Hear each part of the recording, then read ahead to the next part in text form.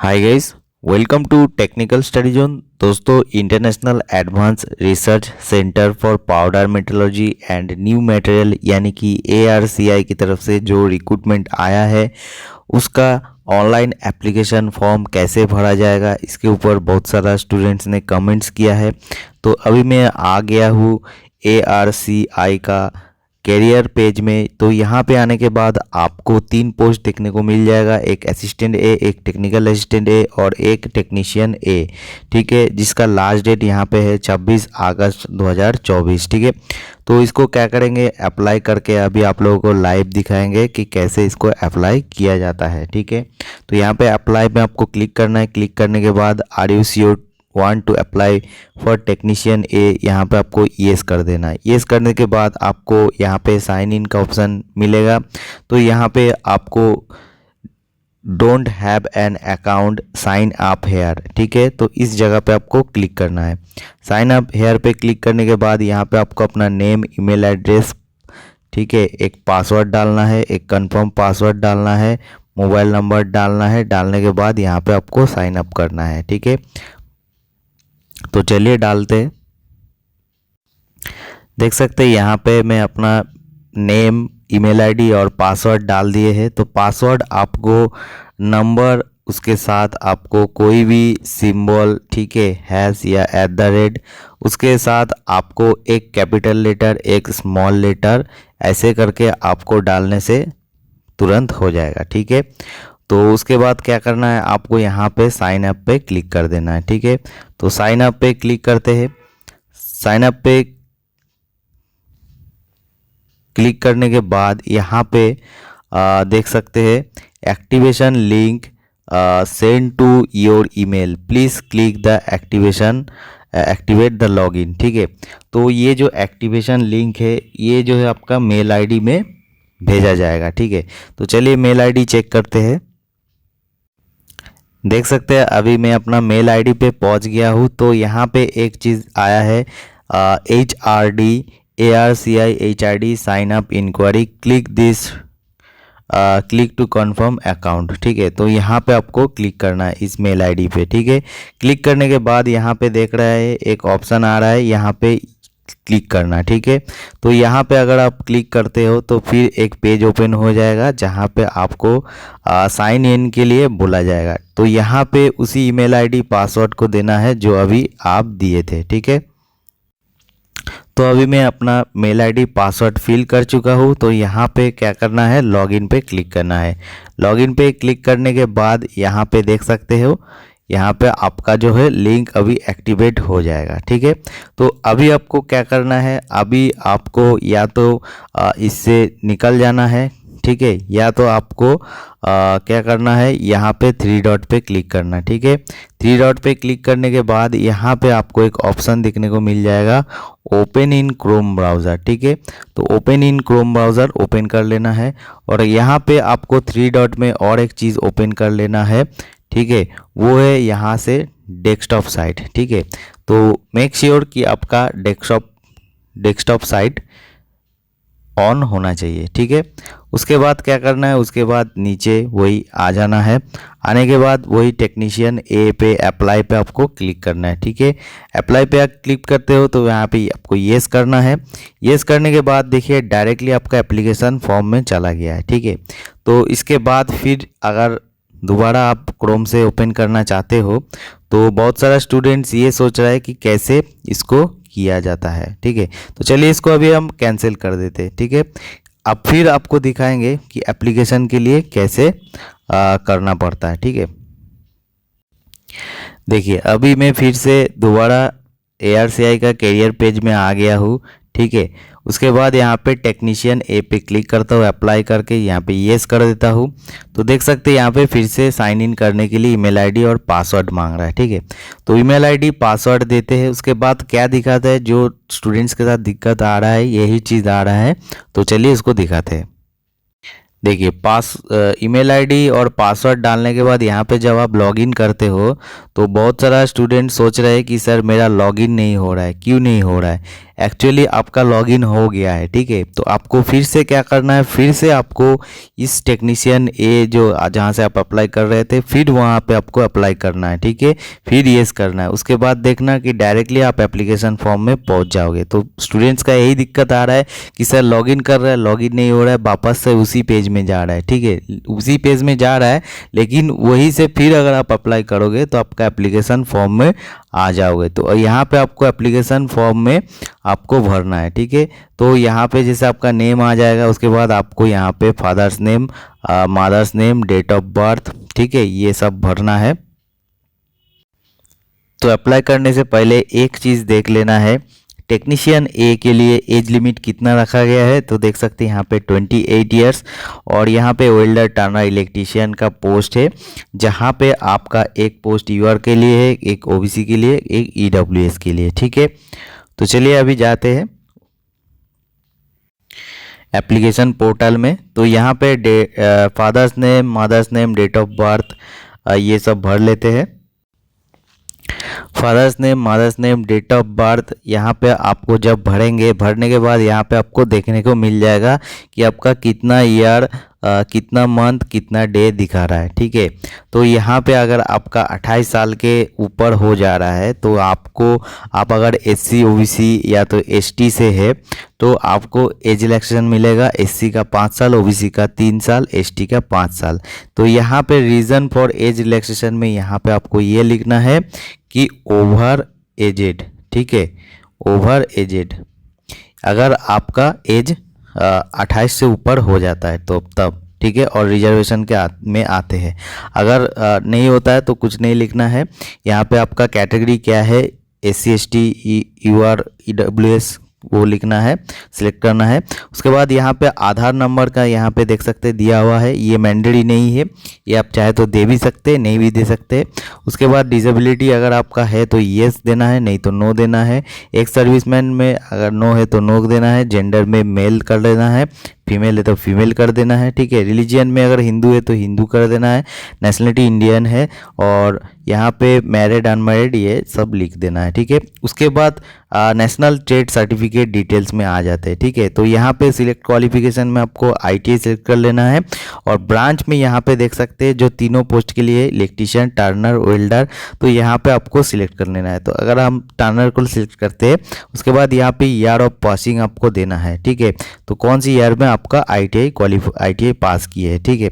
तो अगर आप आईटीआई मान लीजिए 2018 में किए हैं तो 18 लिख देना है, ठीक है। और कोर्स ड्यूरेशन यहाँ पे दे देना है 2 ईयर्स, क्योंकि वेल्डर 1 साल का होता है तो 1 साल लिखना है यहाँ पे। अगर आपका इलेक्ट्रीशियन और टर्नर है तो 2 साल लिख देना है, ठीक है। नेम ऑफ द इंस्टीट्यूट, यहाँ पे आपका जो इंस्टीट्यूट में जिस इंस्टीट्यूट से आप पढ़े हैं तो उस इंस्टीट्यूट का नाम लिख देना है, जैसे गवर्नमेंट, आईटीआई कुछ भी हो तो वो लिख देना है, ठीक है। उसके बाद कौन सा क्लास है, फर्स्ट क्लास, वो भर देना है। और कितना नंबर आए हैं, मान लीजिए आपको जितना आया है तो उतना लिख देना है, ठीक है। और कितना में कितना आया, ठीक है। जैसे टोटल मार्क्स में कितना में आपका एग्ज़ाम हुआ था और कितना नंबर आपका आया है, और एग्रीगेट परसेंटेज यहाँ पे लिख देना है, ठीक है। तो यहाँ पे मान लीजिए आपका एग्ज़ाम 700 में हुआ है और 560 मिला है, तो 700 यहाँ लिखना है, 560 ऊपर लिखना है, और एग्रीगेट में आपको 80% ये भर देना है, ठीक है।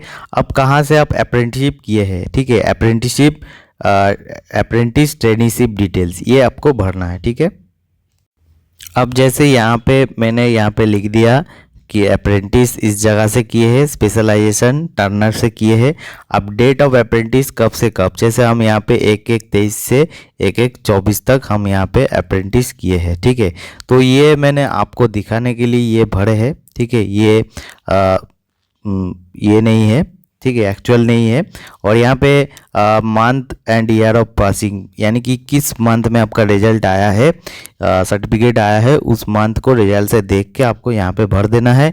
एग्रीगेट यहाँ पे आपका कितना परसेंटेज आया है वो भर देना है। अब बात करते हैं ट्रांजैक्शन यूटीआर नंबर। तो यहाँ पे क्या है, आपका बैंक पासबुक में एक ट्रांजैक्शन यूटीआर नंबर देखने को मिलेगा, जो आपका अप्रेंटिस का जो स्टाइपेंड आता था, ठीक है। तो उस स्टाइपेंड एक यूटीआर नंबर के माध्यम से आता था, तो उस यूटीआर नंबर को यहाँ पे डाल देना है, और ट्रांजैक्शन डेट यहाँ पे डाल देना है, ठीक है, यानी कि लास्ट मंथ जो आपका ट्रांजेक्शन हुआ था या तो किसी भी मंथ का अगर आपका है, आपके पास डाटा अवेलेबल है तो उसका डेट डाल देना है और यहाँ पे ट्रांजेक्शन अमाउंट डालना है और मोड ऑफ पेमेंट यानी कि आपको किस तरह से आपको अप्रेंटिस मिलता था, जीपे, फ़ोनपे, बैंक। ठीक है, तो यहाँ पे लगभग सभी को बैंक में मिलता है और देख सकते हैं ये जो स्टार मार्क है ना, तो इसको आपको एकदम कंपलसरी है, इसको देना ही पड़ेगा। ठीक है, तो इसमें हम मेरे पास तो अभी कुछ नहीं है तो फिलहाल कुछ भी डाल देते हैं।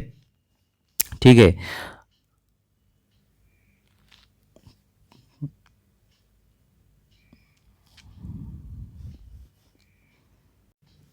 तो ऐसे आपको डाल देना है। डालने के बाद यहाँ पे आपको सेव एंड नेक्स्ट पे क्लिक कर देना है। ठीक है, तो सेव एंड नेक्स्ट पे क्लिक करने के बाद यहाँ पे देख सकते हैं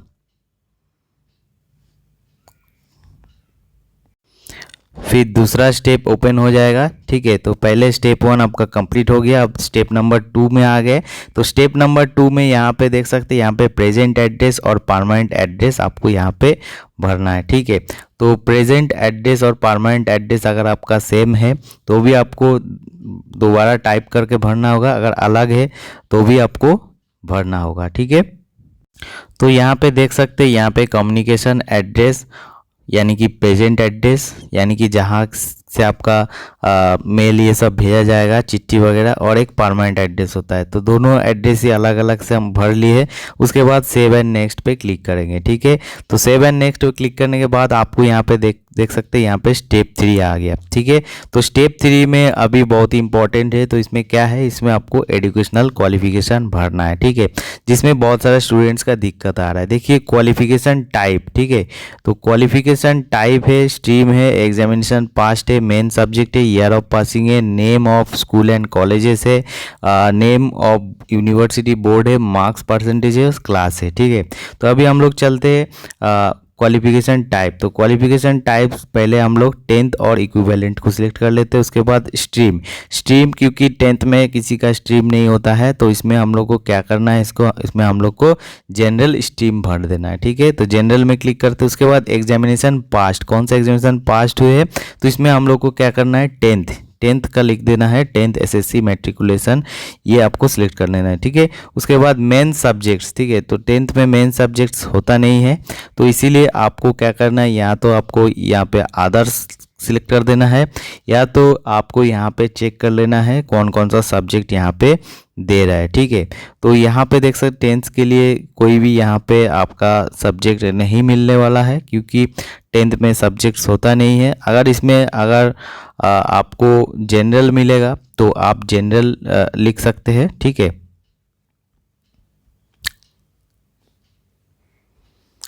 चलिए मेन सब्जेक्ट्स में जनरल भर दिए। अब ईयर ऑफ पासिंग में आपको यहाँ पे लिख देना है कौन सा ईयर में आप 10th पास किए हैं। ठीक है, जैसे यहाँ पे हम लिख देते 2008। अब नेम ऑफ द स्कूल, आपका जो स्कूल है वो स्कूल आपको यहाँ पे भरना है। ठीक है, स्कूल का नाम यहाँ पे आपको पूरा लिख देना है। उसके बाद नेम ऑफ यूनिवर्सिटी बोर्ड यहाँ पे सिलेक्ट कर लेना है। यहाँ पे भी आपको अपना बोर्ड नहीं मिलने वाला है, अगर मिलेगा तो अच्छा है, तो आप सर्च कर लीजिएगा क्योंकि यहाँ पे ज़्यादातर बोर्ड नहीं मिलने वाला है। तो इसमें क्या करना है आपको, क्योंकि ज़्यादातर स्टूडेंट्स का स्टेट बोर्ड से ही होता है 10th, तो यहाँ पे आपको लास्ट में आ जाना है। लास्ट में आने के बाद यहाँ पे देख सकते हैं एक लिखा है बोर्ड ऑफ सेकेंडरी एजुकेशन। ठीक है, यानी कि 10th आपका सेकेंडरी एजुकेशन बोर्ड से होता है जो स्टेट लेवल का होता है। ठीक है, तो ये आपको सिलेक्ट कर देना है। ठीक है, उसके बाद परसेंटेज ऑफ मार्क्स, आपको कितना परसेंटेज आया है वो यहाँ पे भर देना है और कौन सा क्लास आया है, जैसे आपका फर्स्ट क्लास आया है तो फर्स्ट क्लास लिख देना है। ठीक है, अभी आ जाता है सेकेंड सीरियल नंबर सेकंड में। तो इसमें आप क्या क्वालिफिकेशन भरोगे, अगर आपका पास 12th है, ठीक है, आपके पास 12th है तो इसमें 12th का आपको भरना है। ठीक है, अब इसमें स्ट्रीम भरना है। स्ट्रीम देख सकते हैं यहाँ पे, अगर आपका आर्ट्स है तो आर्ट्स भर देना है। ठीक है, अगर आपका यहाँ से कॉमर्स है तो यहाँ पे कॉमर्स सिलेक्ट कर देना है। ठीक है, अगर आपका साइंस है तो साइंस अगर है तो इसमें देख सकते हैं साइंस का यहाँ पे ऑप्शन नहीं दिया गया है। ठीक है, साइंस का यहाँ पे ऑप्शन नहीं दिया गया है तो इसमें क्या करना है, आपको अदर सिलेक्ट कर देना है। ठीक है, उसके बाद क्या करना है, एग्जामिनेशन पास्ट में आपको क्लिक करना है। क्लिक करने के बाद यहाँ पे देख सकते 12th इंटरमीडिएट 12, ठीक है। तो ये सिलेक्ट कर देना है क्योंकि आप क्लास 12 पास हो। तो और मेन सब्जेक्ट्स में आ जाते हैं। मेन सब्जेक्ट्स में अभी इधर से क्या लेना है, ठीक है। देख सकते हैं मेन सब्जेक्ट्स में भी यहाँ पे आपको जो है साइंस नहीं मिलने वाला है, ठीक है। तो अगर आप प्योर साइंस का है, ठीक है, तो प्योर साइंस का है तो उसके लिए आपको यहाँ पे क्या करना है,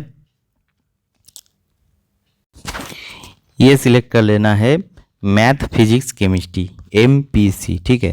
तो MPC सिलेक्ट कर लिए। उसके बाद ईयर ऑफ पासिंग यहाँ पे आपको लिख देना है कौन सा ईयर में आपका पास हुआ है, और यहाँ पे आपका इंस्टीट्यूट नाम डाल देना है, ठीक है। आपका इंस्टीट्यूट का जो नाम है वो डाल देना है। इसमें भी बोर्ड आपको नहीं मिलने वाला है, तो आपको क्या करना है, एकदम लास्ट में आ जाना है। लास्ट में आ जाने के बाद अगर आपका बोर्ड मिल रहा है तो ठीक है, नहीं तो आपको क्या कर देना है, यहाँ पे board of intermediate education state इसमें क्लिक कर देना है, ठीक है। और यहाँ पे आपको कितना परसेंटेज है वो आपको यहाँ पे भर देना है, ठीक है। और यहाँ पे क्लास में आपका जो क्लास आ रहा है फर्स्ट डिवीज़न सेकेंड डिवीज़न वो भर देना है, ठीक है। अब आ जाते हैं सीरियल नंबर 3 में। यहाँ पे स्ट्रीम सिलेक्ट कर लेना है। स्ट्रीम में यहाँ पे सिलेक्ट कर लेंगे, स्ट्रीम में यहाँ पे सिलेक्ट कर लेंगे। अगर आप चाहे तो मैकेनिकल रिलेटेड भी भर सकते हैं। मैकेनिकल हो तो मैकेनिकल रिलेटेड, जैसे टर्नर वेल्डर के लिए, और इलेक्ट्रीशियन के लिए इलेक्ट्रिकल ये दे सकते हो, लेकिन ये देना ठीक नहीं रहेगा। तो आपको यहाँ पे स्ट्रीम में क्या करना है, स्ट्रीम में आदर्स आपको सिलेक्ट कर लेना है, ठीक है। उसके बाद एग्जामिनेशन पास्ट में यहाँ पे भी आपको आदर सिलेक्ट कर देना है, ठीक है। तो आदर जब भी आप सिलेक्ट करोगे तो यहाँ पे आपको टाइप करने का ऑप्शन मिल जाएगा, तो ठीक है। तो यहाँ पे आप अपना एग्जामिनेशन पास्ट में लिख सकते हैं ITI या तो NTC, ठीक है से। तो ITI या तो NTC आप यहाँ पे भर दीजिए, ठीक है, नेशनल ट्रेड सर्टिफिकेट, ठीक है। तो इसके बाद यहाँ पे सब्जेक्ट्स में आ जाते हैं। सब्जेक्ट्स में आने के बाद यहाँ पे आपको आदर सिलेक्ट कर लेना है, ठीक है। तो आदर सिलेक्ट करने के बाद क्या होगा, यहाँ पे आपको भरने के लिए दिया जाएगा, ठीक है। तो यहाँ पे आप अपना ट्रेड भर दीजिए, जैसे टर्नर हो गया, ठीक है। आप कौन सा ईयर में आप पास किए हो वो यहाँ पे भर दीजिए, ठीक है। और कौन सा कॉलेज से आप पास किए हो, जैसे गवर्नमेंट ITI, ठीक है। तो गवर्नमेंट ITI आप भर दीजिए। उसके बाद क्या करना है, यहाँ पे बोर्ड यूनिवर्सिटी, क्योंकि आपका ITI NCVT बोर्ड से होता है, तो NCVT बोर्ड का यहाँ पे ऑप्शन में नहीं मिलेगा, ठीक है। तो उसके लिए भी क्या करना है, एकदम लास्ट में आ जाना है। लास्ट में आके आदर्स में क्लिक कर देना है, ठीक है। आदर्स में क्लिक करने के बाद यहाँ पे आपको मैनुअली लिख देना है NCVT, ठीक है। उसके बाद यहाँ पे आपका परसेंटेज लिख देना है, आपको कितना परसेंटेज आ रहा है। उसके बाद यहाँ पे क्लास में जैसे फर्स्ट डिवीज़न है तो फर्स्ट डिवीज़न यहाँ पे सिलेक्ट कर देना है, ठीक है।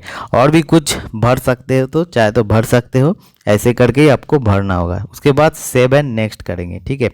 तो सेव एंड नेक्स्ट करने के बाद फिर से देख सकते हैं यहाँ पे एक्सपीरियंस का एक डिटेल्स आ गया है। और यहाँ पे एकदम नीचे आप जाओगे तो नीचे जाने के बाद आपका एप्लीकेशन फ़ोटो, माने एप्लीकेंट का फ़ोटो, एप्लीकेंट का सिग्नेचर, आइडेंटिटी प्रूफ, कैटेगरी, ठीक है, SC ST OBC हो या नहीं, disability certificate, upload ITI certificate, apprenticeship certificate, upload experience certificate, ठीक है।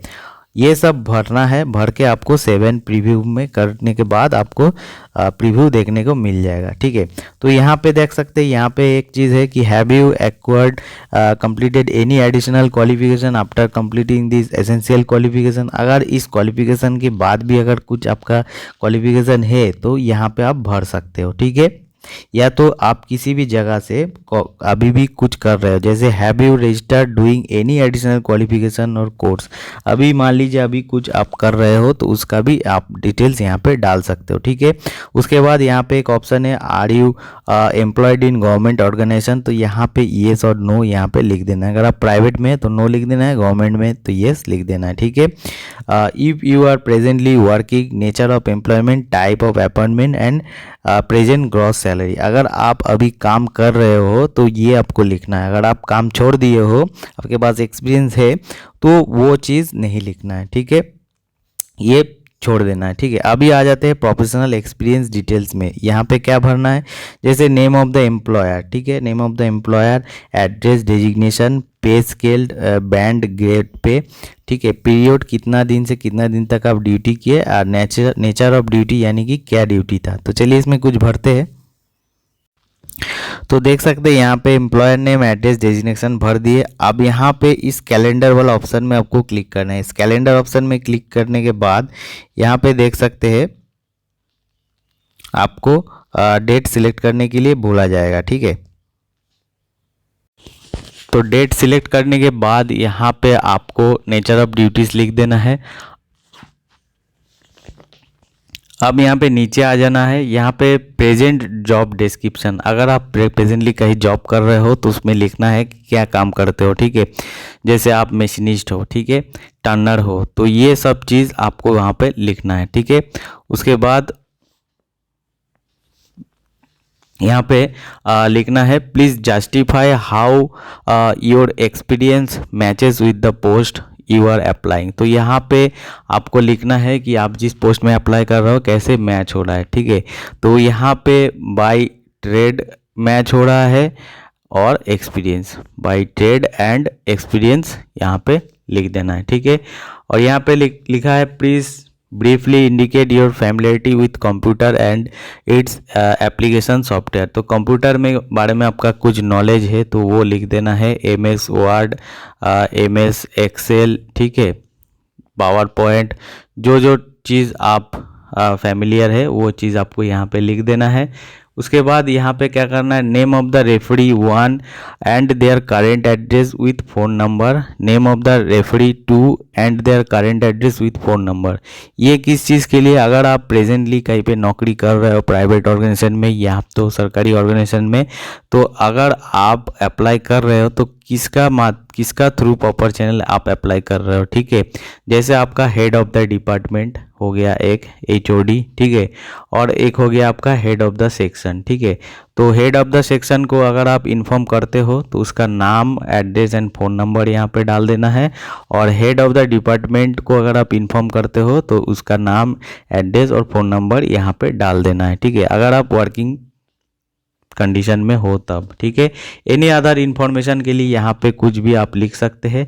अब यहाँ पे देख सकते हैं have you ever applied for any post in ARCI, तो अगर येस है तो येस, नहीं तो नो लिख देना है। Whether related to any ARCI employee, ARCI का कोई भी एम्प्लॉय के साथ अगर आपका कनेक्शन है तो येस, नहीं तो नो कर देना है। ठीक है, उसके बाद यहाँ पे आपका एप्लीकेंट फ़ोटो डाल देना है। एप्लीकेंट फ़ोटो, सिग्नेचर, ये सब देख सकते हैं। मैक्सिमम 500 KB तक, ये बहुत ही अच्छा है, आपको 500 KB तक यहाँ पे दिया गया है। तो चलिए इसको सब कुछ अपलोड कर लेते हैं।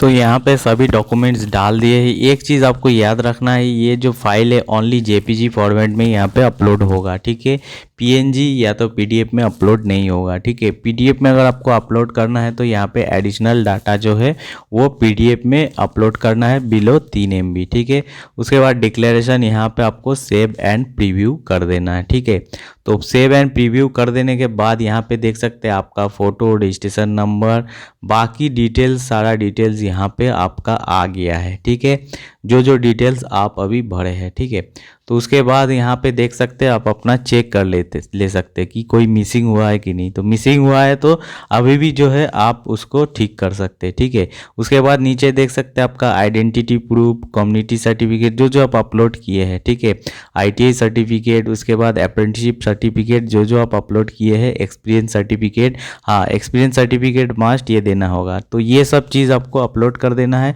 उसके बाद अगर आप देखते हो अगर कोई भी गलती हुआ है, ठीक है, या तो कोई भी कुछ मिसिंग हुआ है, तो उसके लिए क्या करना है, यहाँ पे देख सकते हैं यहाँ पे एक एडिट ऑप्शन है। ठीक है, एडिट ऑप्शन में जाके एडिट कर सकते हैं, नहीं तो आपको यहाँ पे फिनिश एप्लीकेशन में क्लिक करना है। ठीक है, तो यहाँ पे अगर फिनिश एप्लीकेशन में क्लिक करते हो तो यहाँ पे आर यू श्योर, यहाँ पे आपको ओके कर देना है। ठीक है, ओके कर देने के बाद यहाँ पे आपका एप्लीकेशन फाइनल सबमिट हो जाएगा।